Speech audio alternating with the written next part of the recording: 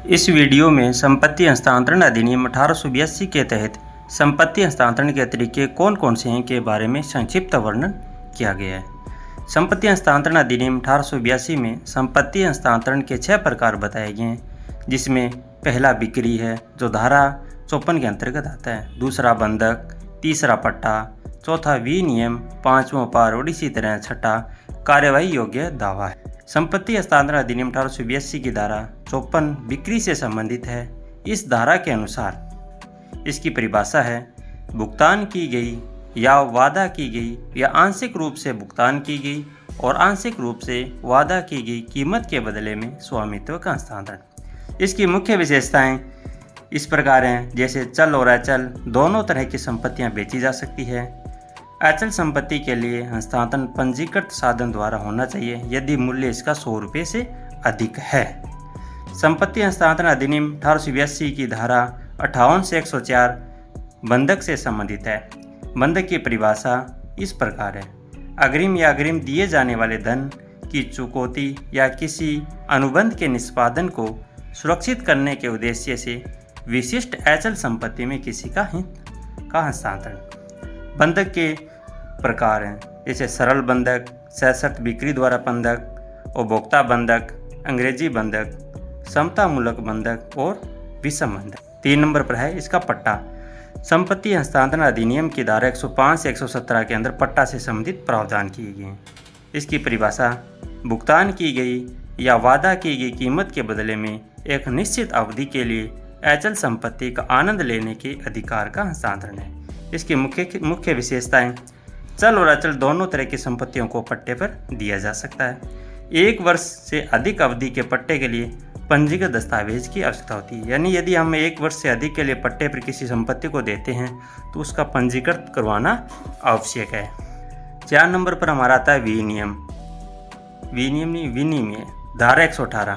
संपत्ति हस्तांतरण अधिनियम की धारा 118 के अंतर्गत विनिमय की परिभाषा दी गई। इसके अंतर्गत 2 व्यक्तियों के बीच संपत्ति में स्वामित्व का हस्तांतरण, जिसमें एक संपत्ति का दूसरे के साथ आदान प्रदान किया जाता है, यानी एक संपत्ति के बदले में दूसरी संपत्ति को लेना।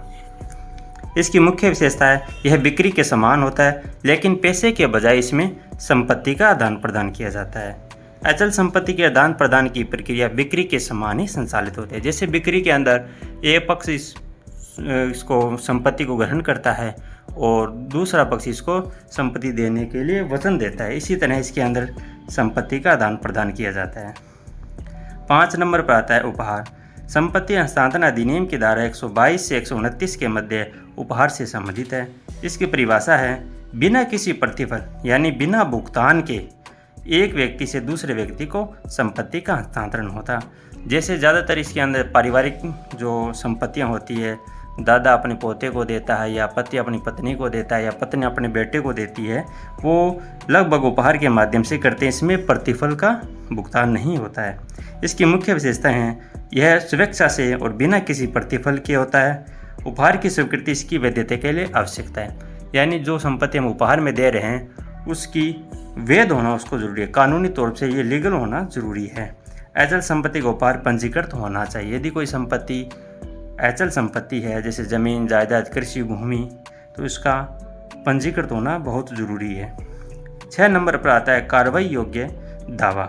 संपत्ति हस्तांतरण अधिनियम की धारा 130 से 137 कार्रवाई के योग्य दावा की जो हस्तांतरण होता है उसके उपयोग में ली जाती है। इसकी परिभाषा है दावे के कब्जे में होने वाली चल संपत्ति में किसी ऋण या किसी लाभ का हित का दावा। इसकी विशेषताएं हैं उदाहरणों में अनुबंध, बीमा पॉलिसियों या किसी निर्णय के तहत बकाया राशि के तहत अधिकारों का हस्तांतरण लिखित और स्वहस्ताक्षरित होना चाहिए।